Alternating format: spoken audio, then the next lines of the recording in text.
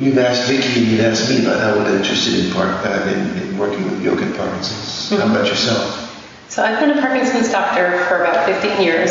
It's something that I think is a really great fit for me. I really enjoy getting to know people over years and years, taking care of them, getting to know their families, and holding their hands through a long sort of chronic process. And I feel that Parkinson's is very treatable, and I've had the pleasure of working in Southern California where a lot of my patients were doing yoga anyways and came to me and were mentioning the benefits of yoga.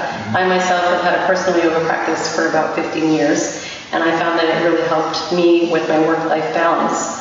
So as I was learning more about yoga and I saw the benefits to my patients, I decided to dig deeper, and I ended up doing a yoga teacher training last year, and my teacher, Annie, knew you for a long time and had introduced me, and that was a very lucky moment for me. It was a real turning point in my ability to understand about this, the benefits of yoga in Parkinson's, and to really see how well you've done with the disease over the last 15, 16 years, and really been able to see the benefits in the patients that you guys have been working with up here in the Berkeley area in these 2 classes a week that you've had for the last 6 years, and how devoted the patients are and how well they've done really with you and Vicki. So I really have felt very lucky, and I've wanted to learn more about what you've been offering here so that we can help our patients down in Southern California.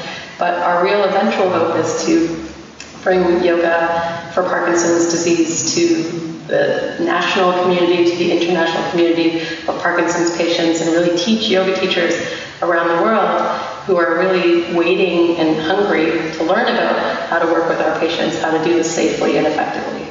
Were you skeptical first that yoga could help? I didn't. I wasn't skeptical. I mean, it makes a lot of sense just from understanding the idea of the poses can help the motor symptoms with stiffness, slowness, tremor, balance. That makes a lot of sense. But I think that what I really grown to understand is that the non-motor aspects, like the anxiety, which I think many of us in the medical community that these are the types of things that affect quality of life a lot in patients, and that the medications often are not an easy fix. I found that this is really an area where yoga is quite unique.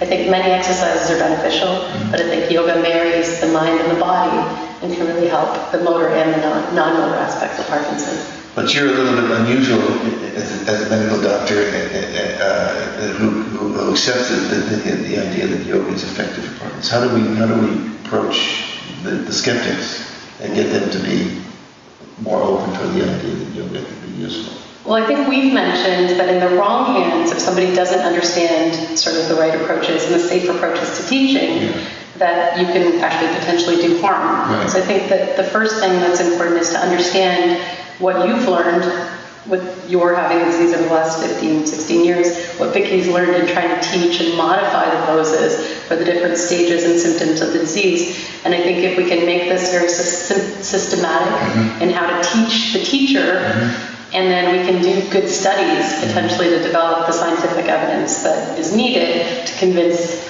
the doctors that may need convincing. But I think many of us understand that there's some benefits, and we see this in our patient populations. And I really hope that, and our dream would be that yoga teachers and practitioners can be reimbursed through the healthcare system to work with our patients and give them the gift of yoga.